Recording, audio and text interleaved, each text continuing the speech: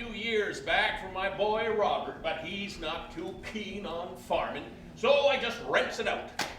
Yep, I think you'll enjoy it here. Oh, the last bunch sure did. They'd still be here now if it weren't for the ghosts. The ghosts? It's the classic Canadian comedy thriller, I'll Be Back Before Midnight, hitting the boards for Drayton Entertainment.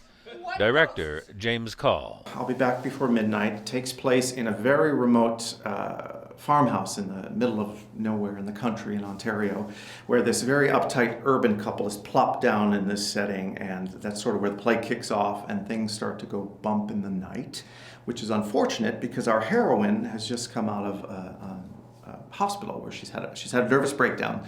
So her husband has brought her out here to recover, but it was probably not the best choice because there are ghosts that might lurk in this deserted farmhouse. About 50 years ago, there was this ghastly murder took place right in this very room.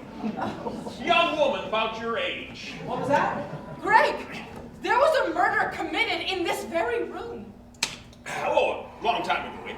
Ah, how fascinating. I hope you folks don't believe in ghosts. Oh, the only thing I believe in is science. To me, a ghost is just a chemical in someone's brain. Yeah, well, I'm glad you feel that way.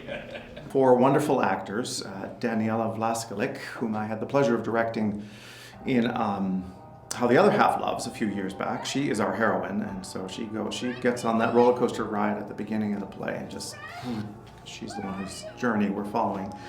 Andy Pogson plays her husband. He's new to Drayton.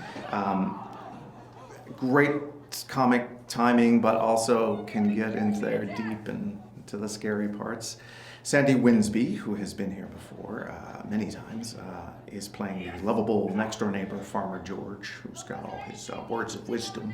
He's renting the house to this couple, and he's got all the words of wisdom to them when they're dealing with the ghosts. And then Elana Post, who plays the happy-go-lucky, lovable sister-in-law.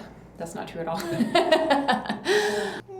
Somewhat manipulating, very manipulative sister of Greg, who shows up uninvited. I do play Laura, but she's out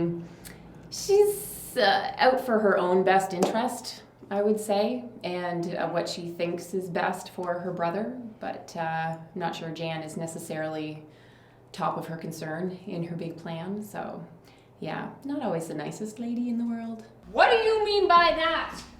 You think I caused her breakdown? Is that what you're saying? No, but you didn't help either. This really does walk that tightrope, that fine tightrope between the comedy and the thriller, and it does it so well. Because you never know what's around the bend, right? You think, am I going to get scared next, or am I going to be laughing? Yeah, it looks more like a pajama party, don't it?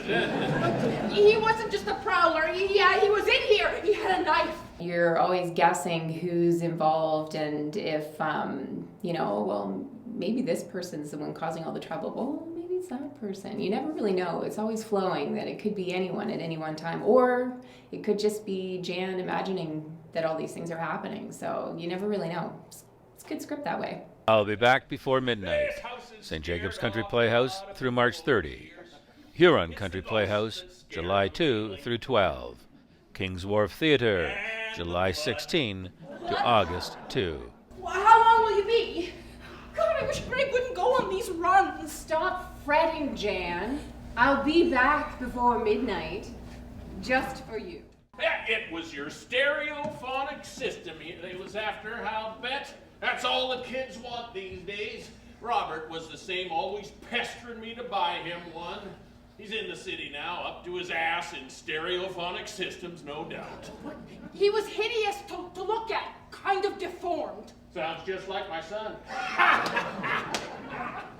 Hey, I tell you what, I'll go check outside for footprints. Once read a book by that Sherlock Holmes fella, The Hound of the Basketballs, or something, so I know how it's done.